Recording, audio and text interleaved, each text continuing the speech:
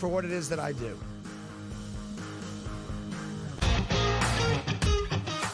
Nobody bats 300 anymore because the value of hitting a fly ball, which could eventually become a home run, is so much more valuable. It's when the shift in the NBA went from 2-pointers to 3-pointers. Well, if I can make 40% of my threes, I'm just going to jack threes all over the place. There's more value in that. Well, there's more value in just like ripping driver most of the time. The Smiley Show, only on SportsGrid.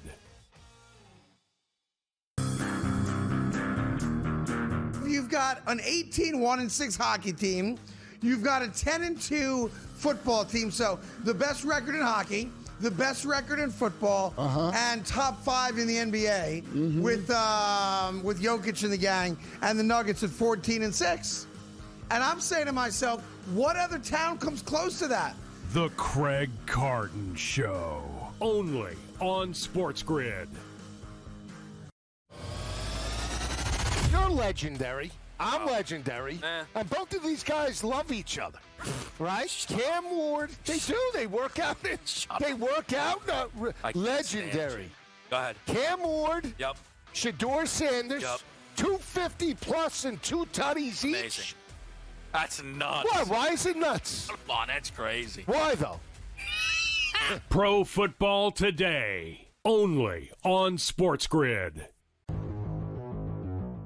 think this is a very tough one. I haven't bet this because I still think it's that close. I would lean towards the sentiment of the voter body instead of the anointing of the new star.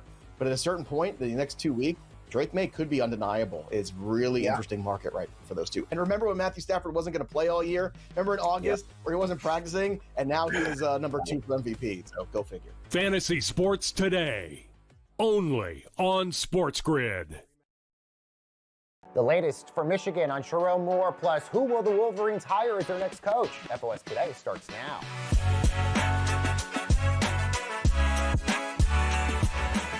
Hi, everyone, and welcome to Front Office Sports Today, your look inside the stories shaping the business and culture of sports. I'm Baker Machado at FOS Studios here in New York City, and this podcast is brought to you by Invesco QQQ. Changing the game has always been our game. You can access NASDAQ 100 companies in just one ETF, Invesco Distributors, Inc. And we have a lot to get to, so let's start with the latest on Michigan firing head football coach Sharon Moore in today's main event. All right, let's bring in Tony Garcia. He covers the Michigan Wolverines for the Detroit Free Press. Tony, thank you so much for joining us. I know it's been a wild last few hours for you. What can you actually tell us is actually happening right now? There's been a lot of speculation and rumors out there. What do we know? Yeah, well, thanks for having me, Baker. Right now, we know that Sharon Moore is here at the 14A District County Jail here in Washtenaw County, and we are waiting for him to be arraigned. We expect today, Wednesday. Today's still Wednesday. No, today's Thursday. Yesterday. Yeah, there we go. That's how long it's been, right? Today, Thursday. Everything went down on Wednesday.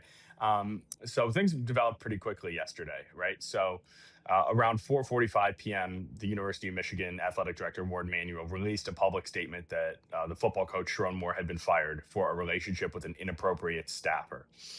About 40 minutes before that, multiple law enforcement agencies had responded to a call that we now know is an assault investigation just outside of Ann Arbor. They did not mention Sharon Moore by name. However, they sent me the press release when I requested an update for Sharon Moore's level, if he was detained, if he was arrested. They had not used the word arrest, but he was held overnight. So you can do with that what you will. But right now, there are no charges that have been filed as of yet. And so we are waiting on an arraignment again sometime today, Thursday. So I'm curious, given the fact that there's reporting out there that Michigan had originally gotten a tip about this a while ago, investigated it, and it sounded, according to them, that there was nothing there to fire Sharon Moore on. What do you think changed over the last little while that Michigan then had to fire Moore and then things escalated the way that they did?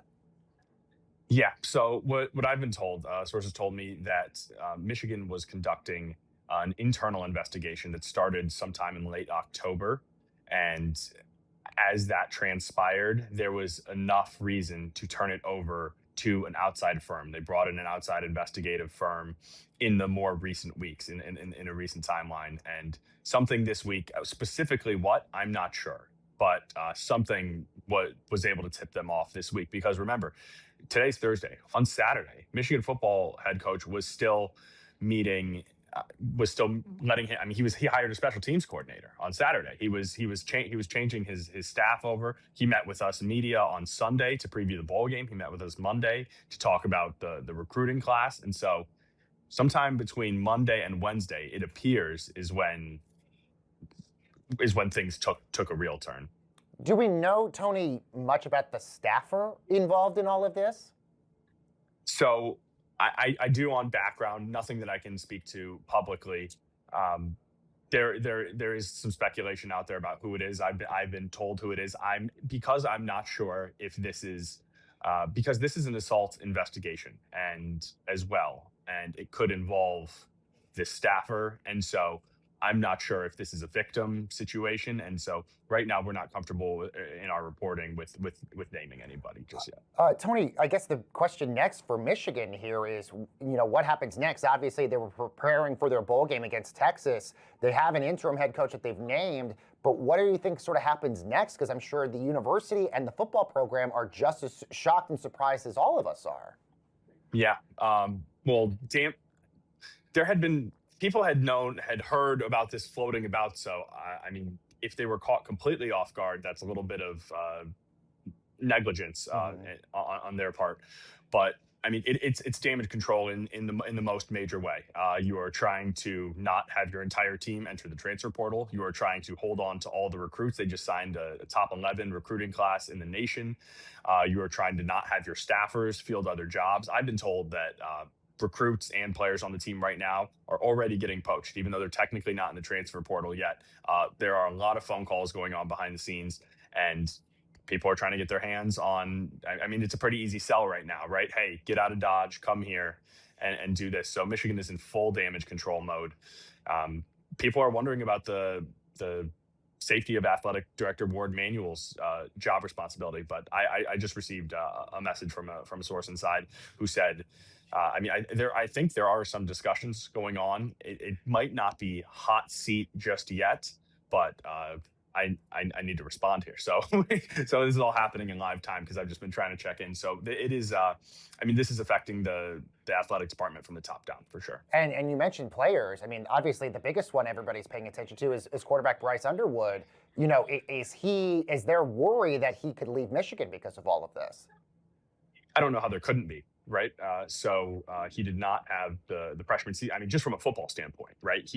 I know people in his camp and around the program, not the coaches, but people affiliated with him in his camp, were not very pleased about the development or lack thereof that he received. Michigan did not have a specific quarterbacks coach on staff. Their offensive coordinator was doubling as a quarterbacks coach. So Sharon Moore told us just a few days ago that they were looking to add a quarterbacks coach this offseason in order to sort of further insulate him. But between missing the college football playoff, now your head coach is gone, you didn't like the way the first season had gone, and obviously he would be a very hot commodity, and Michigan signed into a hefty NIL package. So that is one way, as well as the hometown hero sort of thought process. He's from just up the road in Belleville, which is about 20 minutes away from Ann Arbor.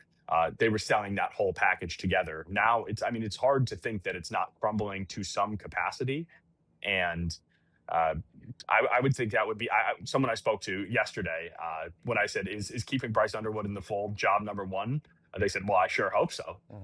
And so that's everybody's well aware of. Tony, we'll get you out of here on this. Obviously, a lot is changing and a lot can happen in the next little bit. But obviously, Michigan's opening would be literally one of the biggest coaching openings out there. Do you expect a big name potentially could come to this university? And who would the university maybe even look at here? Yeah, well, for the second coaching hire in 3 years, 2 calendar years, because they had to hire Sharon Moore in January of 2024. Michigan is behind the 8 ball during a coaching cycle, right? I mean, so many big names have already come and gone. Institutions have locked up their guys to new contracts, and so the market is limited. But a couple names that I've been keeping an eye on, and hearing a little bit about Jed Fish, the University of Washington head coach. He was a quarterbacks coach, wide receivers coach, and a offensive pass game coordinator in 2015 and 16 under Jim Harbaugh. So he has ties to Ann Arbor, and then he led a great turnaround at Arizona the past few years before he was at Washington. He took a team that had won no games in 2020, and by the time he left after 3 years there, they were 10-3, and they beat Oklahoma in a bowl game. And he's done well with at Washington, going 8-4 this year after having to totally revamp a Washington roster that was gutted when Kalen DeBoer left for Alabama. And I say Kalen DeBoer, that's the other name to monitor here. It seems, I mean, things have not gone perfectly in Tuscaloosa. I mean, now he is in the college football playoff, so that just tells you what the expectations are down there. But, I mean, no SEC titles in a couple of years, missed the playoff last year. Fans already are seemingly upset with the job he's done. And he has some ties to this area. He coached at Eastern Michigan from 2014 to 16. He was the offensive coordinator, which is 15 minutes away from U of M. And he really, I would say, got his rise, or like he really took off in his career when he was the offensive coordinator at Indiana with Michael Penix before he took him to Washington. So Big Ten ties, Southeast Michigan ties, and things maybe not going perfectly in Alabama. There's reason to believe that Michigan might be able to make a push there. It's a big name, and not a lot of people just leave Alabama unless they're forced out. But it's one to keep an eye on. And by the way, none of these names tied to Jim Harbaugh at all. Do you think nobody's going to be connected to Harbaugh, do you think, in this next part? So I put out a list of 4 names to keep an eye on, and I did include Jesse Minter just in case. But I wouldn't be surprised, given everything that has gone on in the football program in recent years, if they don't just want a clean break from Harbaugh. I mean, there were multiple NCAA investigations. They were fined $30 million. They're on probation for a second time, all due to things that happened under Harbaugh's watch. And now you have another coach fired, arrested. I think I don't know if they want to touch that right now. Tony, incredible reporting. Everybody, please follow Tony for all of his updates on all this. Tony Garcia, who covers the Michigan Wolverines for the Detroit Free Press. Tony, thank you so very much for joining us. Massive budget down there in LSU, no doubt about it, Joe. But I just want to bring in, he's very close to Eddie O, too. Yeah. And Eddie O potentially had said he would, love a return. You bring that type of talent, another major recruiter. Yes. And Ed Ogeron back to Baton Rouge, you're going to have a fantastic NFL caliber type of staff, and they're going to hit the ground running week number 1 come 2026. SportsGrid's College Football Today. There are a million ways to make money on this. There really is, right? Like, I sit back. We've given you a couple of ours that we've given you. I think they're all going to win, essentially. The gold one, the Google Views one. The only one I might not win, Cam, that I gave people was, will the U.S. government announce that aliens exist in 2026? In-game live, only on SportsGrid. Here's the problem.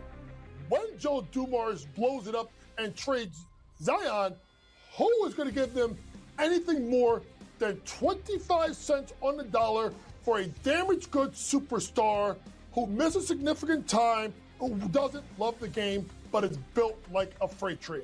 Problems are in New Orleans, and I don't know how it gets fixed. Pro Basketball Today, only on SportsGrid. Florida was thought to get Lane Kiffin, but they go and turn to Tulane head coach John Summerall. This is a solid hire, coach. He's a tough-minded coach. I thought he would be a perfect fit at Auburn, just knowing he's from Alabama. But I think Florida got an outstanding coach. He will be a tough nut that knows how to win football games. The Bowden Blitz, only on SportsGrid.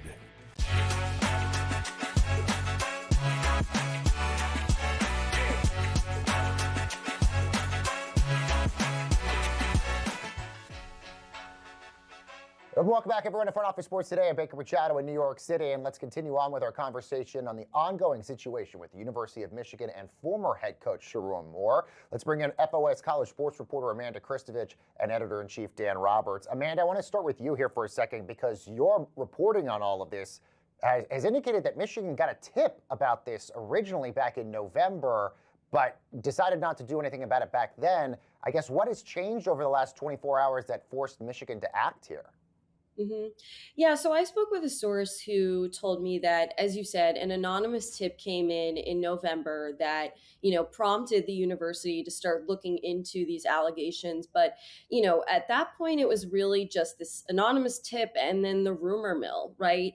And there just wasn't enough for the university to go off of. But in the last couple days, some information came to light, and the source sort of described it as folks starting to tell the truth. And at that point, Michigan decided to, fire Sharon Moore after they found out they had enough evidence.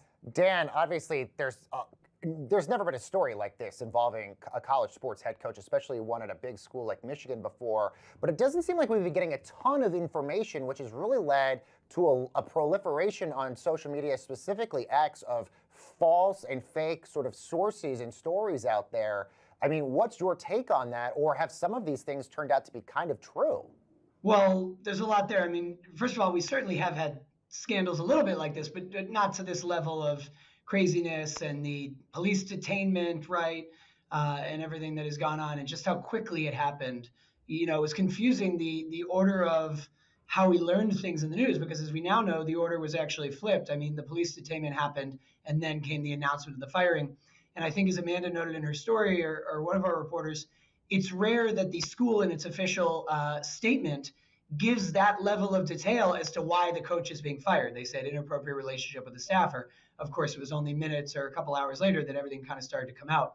I think you're right to mention the risk of misinformation in this case. Not to make every story about Kalshi and Polymarket and prediction markets, which you and I just spoke about on the show earlier this week, Baker, but there are a number of these accounts now. It's one thing to see fake news on Twitter, which has been a problem for a while, but fake reporters who have these badges and they're tweeting about news that is current news. And you just have to be careful out there, folks. What is right. And of course, we're very careful not to report anything until it's, been made official or very clear that it's correct. And yet, I do think you're right that in the last, what's it been, only 12 hours since yesterday evening or late afternoon, a lot of what looked like rumors has come to pass and has actually proven to be correct. The, police detainment from an assistant's house and, just what's gone on here. I think the next questions that, as Amanda asked in her latest piece, are clear, which is, what's the fallout now? What's the ripple effect? Sharon Moore is one thing, but what does it mean for the AD? What does it mean for the rest of all the people involved in the department? Remember that when a head coach is ousted, Amanda wrote about this with the Lane Kiffin situation, it's usually not just that individual, but a number of their staffers that they brought with them from their previous role. Are those people out the door? Do they follow that person to the next destination? I guess all I'd hazard a guess about is I'd be shocked if this were the only firing as part of this scandal, right? If it were only Sharon Moore and done. Yeah, look, Amanda, Dan brings up a lot of great points, and one of them is what's the status of the athletic director in all of this, given the fact that, how much information they knew about Sharon Moore before he eventually got fired here. Is there any chance here that he could become ensnarled in this situation here and he might basically be on borrowed time here? Look, there's always a chance. But as of this morning, the source that I spoke with, who is familiar with the investigation, told me that at this point, there is no imminent plan to fire Ward Manuel, nor is there any sort of formal investigation into him and his involvement or what he knew or didn't know. The source basically said that certainly the discussions are going to be ongoing. But look, Michigan has an interim university president. So, the source kind of indicated that the next permanent president, whoever that person may be, when they come in, ultimately they might have to make a decision about the fate of Ward Manuel. But as of now, there is no imminent plan to fire him. Amanda, let's talk here for a moment about the amount of scandals that have happened with the University of Michigan. I mean, just involving Jim Harbaugh, you have this one with Sharon Moore, you have assistants getting in trouble as well. Does that impact or damage the University of Michigan brand here? I'm not sure that it damages the University of Michigan brand for anyone who, wasn't already upset with the university, if that makes sense. I think the folks who have, really pushed this idea that the sign stealing scandal meant that Michigan shouldn't have won the national championship and that they should have been punished more than they were. I think that they're going to believe that the brand has been tarnished permanently even before this, right? And I don't think this is going to change any minds, just because the nature of this saga is so different from. It's not like it's a continuation of the sign stealing scandal. Yes, it's an ethical and a moral issue. It runs afoul of university policy, but it's a completely different ball game in terms of what Sharon Moore was fired for. So I think the short answer to your question is, if you already hated Michigan, you're still going to hate Michigan, and if you didn't hate Michigan, I don't think this is going to make you hate them. Dan, what do you think? I agree with Amanda, and in some ways, I'm tempted to bring in, everything that is happening right now with Notre Dame out there doing its public war of words. A completely different situation, and yet basically, if you're a Notre Dame faithful, an Irish fan, you believe, we got hosed, and it was totally unfair, and the playoff is ridiculous, and we should be in there. And if you were a Notre Dame hater, you roll your eyes and you say you're petty and whiny and shut up. And I think Amanda's right that, for the most part, I don't hear as much anymore that Michigan's title has an asterisk. I think in the moment after it happened, fine. But it's always very hard with any sign stealing or things like that to prove just how much it helped. And can I just add one more thing? There have been allegations that Michigan held off on this investigation until after the National Signing Day period. The sourcing of several outlets, including us and my sources and my sourcing, indicates that was not the case. That, as we spoke about earlier, the information that came to light in the last 24 to 48 hours, and Michigan did their due diligence and fired Sharon Moore. And it's been pointed out that at other schools, they could have covered it up if they really wanted to keep him. So I do think that that's going to be touted as a reason why Michigan's sort of general university moral and ethical standards have been upheld here. And coming up next, Utah legislators are sounding the alarm about the University of Utah's $500 million private equity investment in their athletic department. We dive into that next.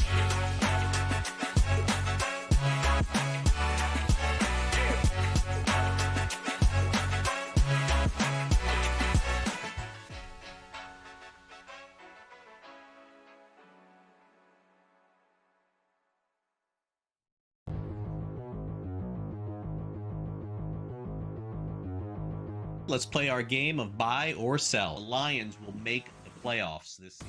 Buy or sell? I believe that's what the computer tells us, right? They are almost exactly 50-50 to make the playoffs now after that win. Now, it's sort of the game I'm going to play here when we talk about the Cowboys making the playoffs. If you're going to put Detroit in, Craig, who are you taking out? All right? They're not, even with the win last night, they're not in the playoff spot right now. They're still the 8th seed here. You take out San Fran? Their schedule's cake. They should get in. Green Bay beat you twice.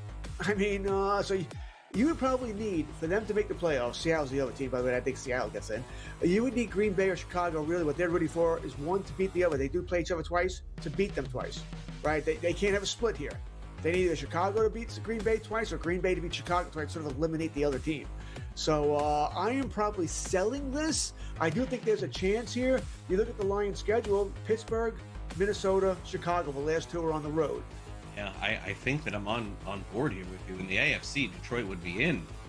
But in the NFC, you have to make a prediction to knock a team out. Now, as an example, in the NFC East, could you see a scenario, George, where Philadelphia just completely falls apart like they did 2 years ago? Sure, but then they still would win the division. You really can't find a path for the Lions unless, for me, I guess the team that I would question the most to make it and knock them out would be the Bears. That would be it. It would be just the Bears playing the softer schedule. I know they beat Philadelphia last week, but I just can't do it right now. So unfortunately, this could be a 11-win season, 10-win season for Detroit without them getting in. I will sell. They will not make it. I'm with you here. Fantasy Sports Today, Friday, starting at 3 p.m. Only on SportsGrid.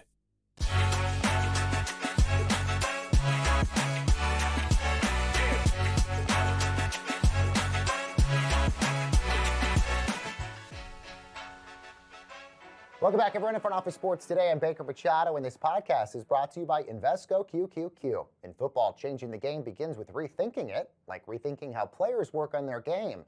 And with wearable technology, advanced analytics, AI, and more, that same innovative thinking that changes the game could also change your portfolio. And Invesco QQQ gives you access to the innovators who are rethinking the world, so let's rethink possibility. And now it's time for our asset class segment sponsored by Invesco QQQ. And just days after the University of Utah approved a first-of-its-kind partnership with a private equity firm worth around $500 million for their athletic department, several state lawmakers are now crying foul. They say they didn't even know about the deal until it was announced. So let's bring in asset class author Ben Horney for more. So Ben, what are local legislators saying here?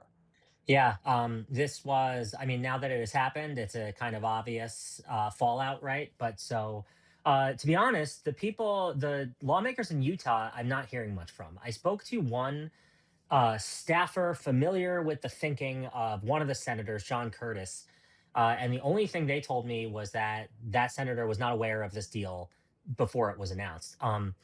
That seems like what happened here, that the private equity firm and the school did the deal, had the board of trustees vote on it, and that's when everyone found out, including most of us. Our website on Yahoo, were the two, I think, that had the story before the board vote took place.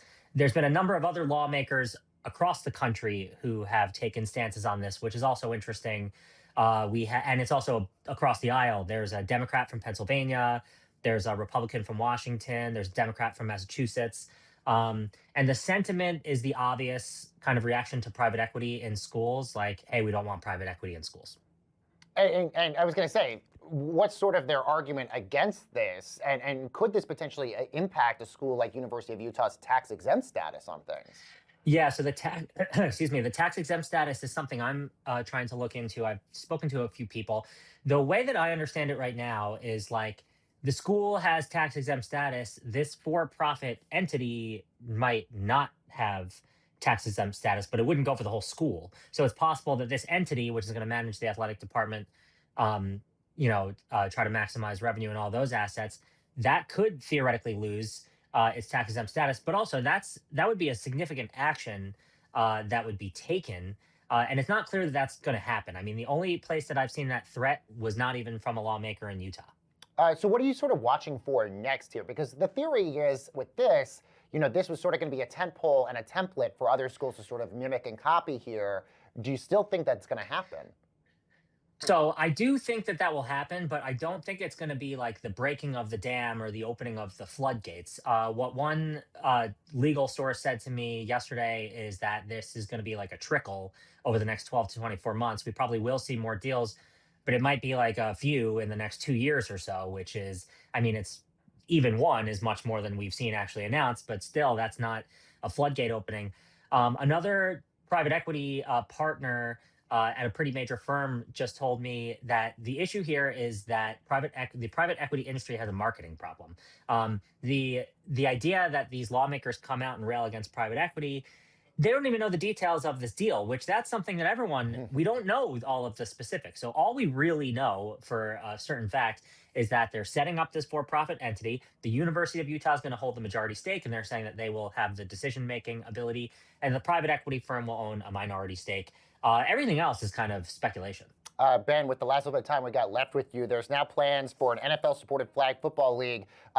Getting some investment here from the owners. Tell us what we know about this.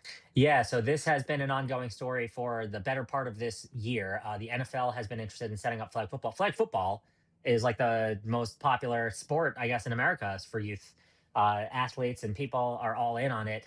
Yesterday, the NFL owners voted to approve total investment from all the teams of $32 million. So that comes out to $1 million per team. The way that this is going to work is the NFL is supporting the league with that investment. They're not going to own it or operate it. So it's still not clear who's going to operate it. At this point, the league had told me that there was like dozens of interested parties. Bloomberg reported there were 2 we'll see what happens there. All right, Ben, thank you so much. And for more asset class, you can sign up for Ben's newsletter over at frontofficesports.com. All right, with the last of the show, let's tell you what we're watching on this Thursday. Iowa takes on Iowa State, number 4. That is a big game on FS1. That game starts at 8 p.m. Eastern time. Meanwhile, we got Thursday Night Football. The Falcons take on the Buccaneers in an NFC South showdown. That is at 8:15 Eastern on Prime Video. And 2 big teams in the NHL are playing tonight. The Panthers take on the best team in the league, the Avalanche. That is at 9:30 p.m. Eastern time. That is over on ESPN. And that's going to do it for this edition of Front Office Sports Today. We'll be back with more news for you on Friday. See ya.